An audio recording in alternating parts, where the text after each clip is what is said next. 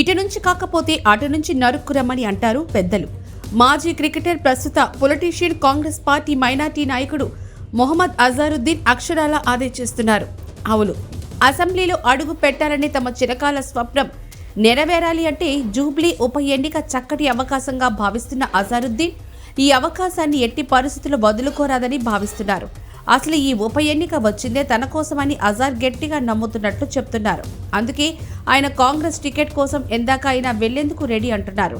నిజానికి Jubilee hills sitting MLA Maganti Gopinath ఆకస్మిక మరణ వార్త చెవిన పడగానే అజారుద్దీన్ నిమిషం లేట్ చేయకుండా ఖాళీ కుర్చీలో కర్చీఫ్ వేశారు.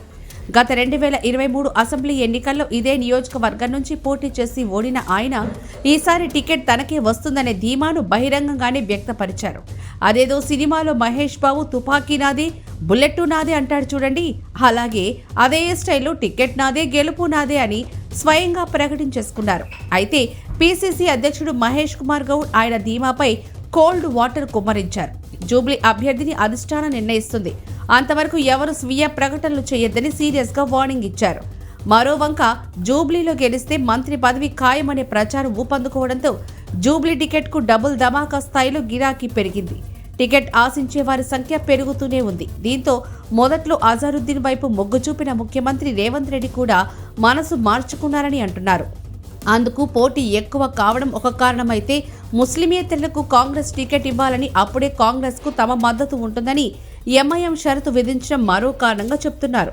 మరోవంక హైదరాబాద్ ఇన్ఛార్జి మంత్రి పొన్నం ప్రభాకర్ స్థానికులకే జూబ్లీ టికెట్ అని ప్రకటించి అజార్ ఆశలపై మరో బకెట్ కూల్ వాటర్ కుమ్మరించేశారు.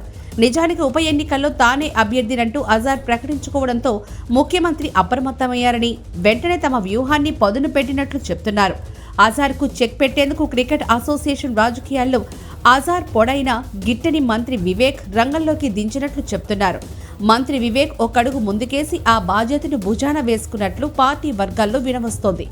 ఇక్కడే అజార్ ఇటు నుంచి కాకపోతే అటు నుంచి నరుక్కు రమ్మన్న పెద్దల మాటలు గుర్తుకు తెచ్చుకొని ఢిల్లీ నుంచి చక్రం తిప్పడం ప్రారంభించారు.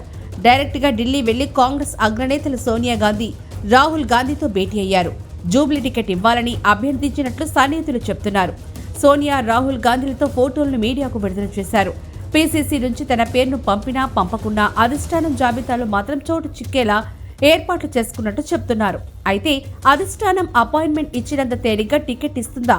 ముఖ్యంగా 1,20,000 ముస్లిం ఓట్లున్న నియోజకవర్గంలో ఓవైసీలను కాదని కాంగ్రెస్ అధిష్టానం అజారుద్దీన్ కు టికెట్ ఇచ్చే సాహసం చేస్తుందా అనేది ఇప్పుడు పెద్ద ప్రశ్నగా మారిందని అంటున్నారు. అయితే గతంలో రాష్ట్ర నాయకులకు మాట మాత్రంగా ఆయన చెప్పకుండానే విజయశాంతి ఏ రూట్లో అయితే ఎమ్మెల్సీ టికెట్ తెచ్చుకున్నారో అదే రూట్లో తనకు ఎమ్మెల్యే టికెట్ వస్తుందని అజార్ విశ్వాసంతో ఉన్నట్లు చెప్తున్నారు.